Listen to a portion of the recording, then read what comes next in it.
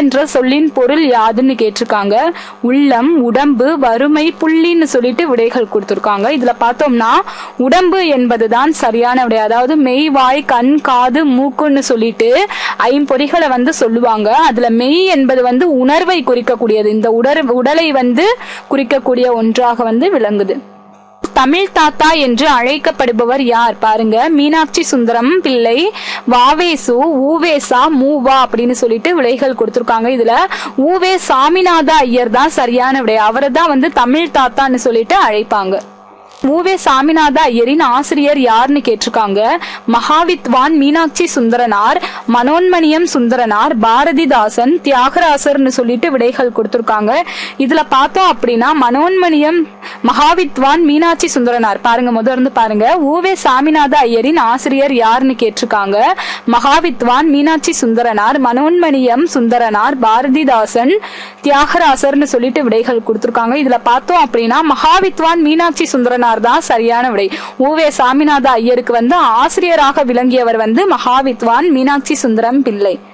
மீனாட்சி சுந்தரனார் பிறந்த ஆண்டு எது? அதாவது மீனாட்சி சுந்தரனார் பிறந்த ஆண்டு எது அப்படின்னு கேட்டிருக்காங்க.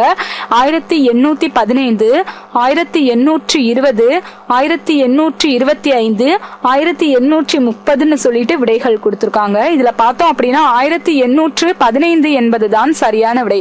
அதாவது மீனாட்சி சுந்தரனார் பிறந்த ஆண்டு வந்து 1815. மகாவித்வான் திருச்சி மாவட்டத்தில் எந்த கிராமத்தில் பிறந்தார்னு கேட்டிருக்காங்க.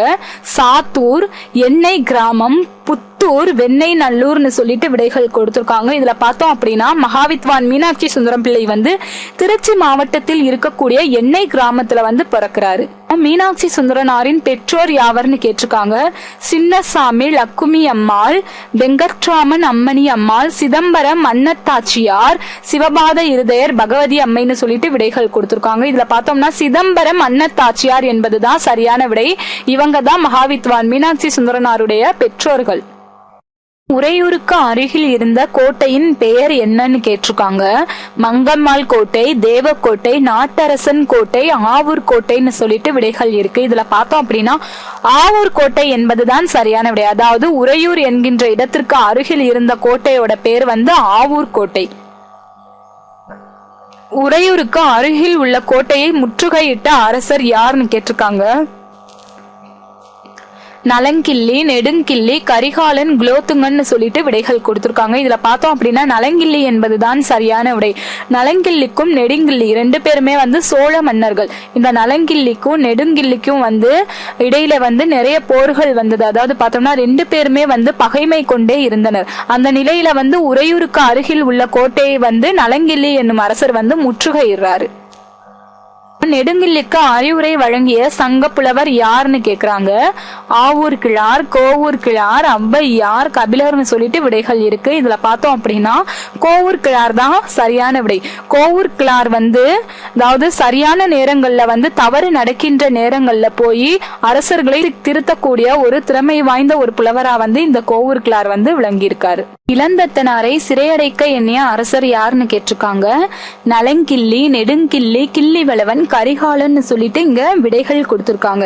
இதுல பார்த்தோம் அப்படின்னா இளந்தத்தனாரை தன்னோட சிறையிலே அடைக்க எண்ணிய அந்த அரசர் வந்து நெடுங்கிள்ளி தான். ஏன் அப்படின்னா இளந்தத்தனார் வந்து நலங்கிள்ளியோட அரசவையில பாடிட்டு பரிசு பெற்றுட்டு வந்துட்டு இருக்கான். அந்த சமயம் வந்து நெடுங்கிள்ளியையும் போய் பாடுனா அவர்கிட்டையும் பரிசு கிடைக்கும் அப்படின்றதுக்காக போறான். ஆனா வந்து இந்த நெடுங்கிள்ளிக்கும் நலங்கிள்ளிக்கும் பகை இருந்தனால நலங்கிள்ளிட்ட இருந்து வருகின்ற ஒற்றர் அப்படின்னு இந்த இளந்தத்தனாரை நினைச்சு அவரை வந்து சிறையடைக்க எண்ணுறாரு இந்த நெடுங்கிள்ளி. எனவே இளந்தத்தனாரை சிறையடைக்க எண்ணிய அரசர் யார் அப்படின்னா நெடுங்கிள்ளி என்பதுதான் சரியான விடை. பழுமரம் இடுக்கும் இடத்திற்கு பறவைகள் நாடி செல்வது போல புலவர்கள் யாரை நாடி செல்வார்கள்னு கேட்டிருக்காங்க. பாருங்க, அமைச்சர்கள், அரசர்கள், வள்ளல்கள், நண்பர்கள்னு சொல்லிட்டு விடைகள் கொடுத்திருக்காங்க. இதுல பார்த்தோம் அப்படின்னா வள்ளல்கள் என்பதுதான் சரியான விடை. அதாவது பறவை தஞ்சம் புகுகின்ற இடம் எது அப்படின்னு பார்த்தோம்னா பழுத்த மரம். அதாவது அடர்ந்த பழுத்த மரத்துக்குள்ள போயிட்டு பறவைகள் வந்து தஞ்சம் புகும், அதுகிட்ட போய் தான் அடைக்கலம் அடையும். அதே மாதிரி வந்து புலவர்கள் வந்து வள்ளல்கள் இருக்க இருக்கிற இடத்துலதான் பொருட்கள் கிடைக்கும் அப்படின்னு சொல்லிட்டு வள்ளல்கள்ட்ட தான் போய் அடைக்கலம் அடைவார்கள். எனவே பழுமரம் இருக்கும் இடத்திற்கு பறவைகள் நாடி செல்வது போல புலவர்கள் யாரை நாடி செல்வார் அப்படின்னா வள்ளல்கள் தான் சரியான விடை. இந்த இடத்துல பழுமரத்திற்கு வள்ளல்களும் இந்த புலவர்களுக்கு பறவைகளும் உவமையா இருக்கு.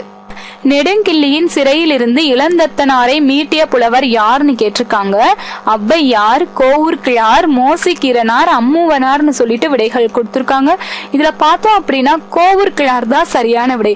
அதாவது இந்த இளந்தத்தனார் நலங்கிள்ளிட்ட இருந்து வந்த ஒற்றன் கிடையாது. அவரை பாடி பரிசு பெற்றது போலவே உன்னையும் நாடி வந்திருக்காரு, உங்ககிட்டையும் பாடி பரிசு பெறதுக்காக வந்திருக்காருன்னு சொல்லிட்டு அறிவுரை வழங்கி அவரை அமைதிப்படுத்திய புலவர் கோவூர்கிழார். உயிரெழுத்தும் மெய்யெழுத்தும் சேர்ந்தால் பிறக்கும் எழுத்து எதுன்னு கேட்டிருக்காங்க. அதாவது உயிரெழுத்தும் மெய்யெழுத்தும் சேர்ந்தால் பிறக்கும் எழுத்து எதுன்னு கேட்டிருக்காங்க.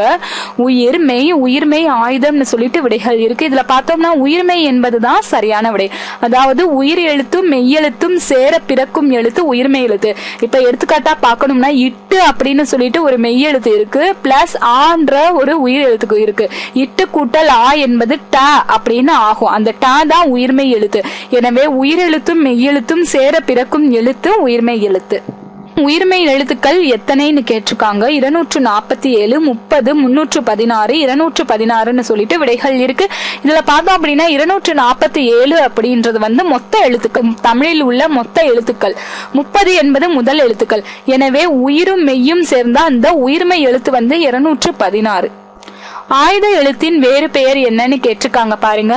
தனிநிலை, சிறப்பெழுத்து, மெய்யெழுத்து, தனிப்புள்ளின்னு சொல்லிட்டு விடைகள் கொடுத்திருக்காங்க. இதுல பார்த்தோம் அப்படின்னா தனிநிலை என்பதுதான் சரியான விடை. ஆயுத எழுத்து தனியாக இருக்கும். எனவே அதுக்கு தனிநிலைன்னு சொல்லக்கூடிய பேர் இருக்கு. இந்த தனிநிலையோட மட்டும் நில்லாது அக்கேனம், முப்பார் புள்ளி அப்படின்ற வேறு பெயர்களும் இந்த ஆயுத எழுத்துக்கு இருக்கு.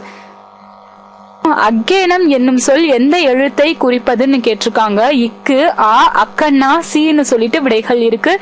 இதுல பார்த்தோம் அப்படின்னா அக்கண்ணா என்பதுதான் சரியான விடை. அதாவது அக்கேனம் என்னும் சொல் இந்த அக்கண்ணா என்கின்ற எழுத்தை குறிப்பது. அப்புறம் ஆயுத எழுத்து சொல்லின் எவ்விடத்தில் வரும்னு கேட்டிருக்காங்க. முதலில், இடையில், கடையில், வாரான்னு சொல்லிட்டு விடைகள் கொடுத்திருக்காங்க. இதுல பார்த்தோம் அப்படின்னா இடையில் என்பதுதான் சரியான விடை. அதாவது ஆயுத எழுத்து சொற்களுக்கு இடையில தான் வரும். இப்ப எடுத்துக்காட்டுக்கு பார்த்தோம் அப்படின்னா எஃகு அப்படின்னு இருக்கும்னா ஏ போட்டு அதுக்கப்புறம் அக்கண்ணா போட்டு கூ அப்படின்னு இருக்கும். முன்னாடி ஏயும் பின்னாடி கூவும் இருக்கும்.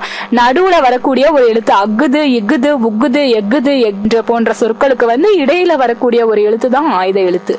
உயிர்மெய் எழுத்துக்கள் வகையில் அடங்கும்னு சொல்லிட்டு கேட்டிருக்காங்க. சார்பெழுத்து, சுட்டெழுத்து, முதல் எழுத்து, வினா எழுத்துன்னு சொல்லிட்டு விடைகள் இருக்கு. இதுல பார்த்தோம் அப்படின்னா உயிர்மெய் எழுத்துக்கள் சார்பெழுத்து வகையில அடங்கக்கூடியது. எனவே உயிரையும் மெய்யையும் சார்ந்து பிறப்பதால் இதுக்கு சார்பெழுத்துன்னு சொல்லிட்டு பெயர் கொடுத்திருக்காங்க. எனவே உயிர்மெய் எழுத்துக்கள் சார்பெழுத்தில் அடங்கக்கூடிய எழுத்துக்கள். மோசிகீரனார் பாடிய பாடல்கள் இடம்பெற்ற நூல் எதுன்னு கேட்டிருக்காங்க.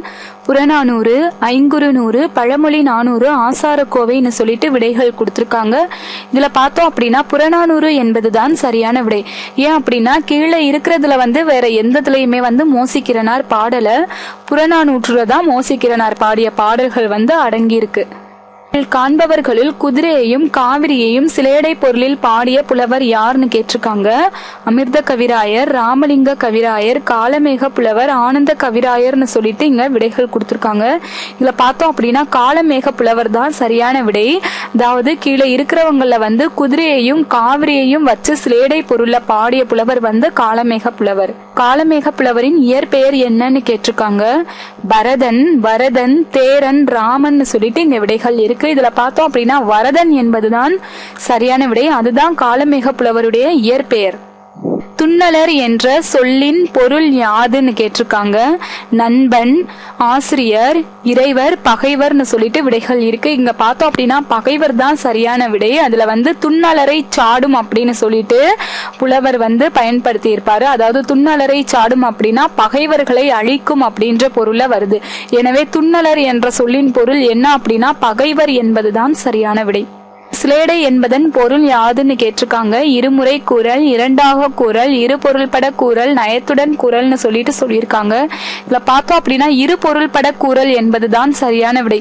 இருமுறை கூறல் அப்படின்றது வந்து 2 தடவை சொல்ற மாதிரி ஆயிரும். இரண்டாக கூறல் அப்படின்னா 2 மாதிரி சொல்றது அப்படின்னு ஆயிரும். இரு பொருள்பட கூறுதல் அப்படின்றதுதான் சரியான விடை. அதாவது ஒரே சொல்ல வந்து 2 பொருள்பட சொல்றதுதான் சிலேடை. இப்ப எடுத்துக்காட்டுக்கு பார்த்தோம் அப்படின்னா தாமரை அப்படின்னு இருந்திருக்குச்சுன்னா தா கூட்டல் மறை அப்படின்றது வந்து சேர்ந்து பொருள்படும்னா அது வந்து தாமரை அப்படின்னு பூவை குறிக்கும். அது வந்து தனித்தனியா தா கூட்டல் மறை அப்படின்றது வந்து தாவுகின்ற மான் அப்படின்ற பொருளை வந்துரும்.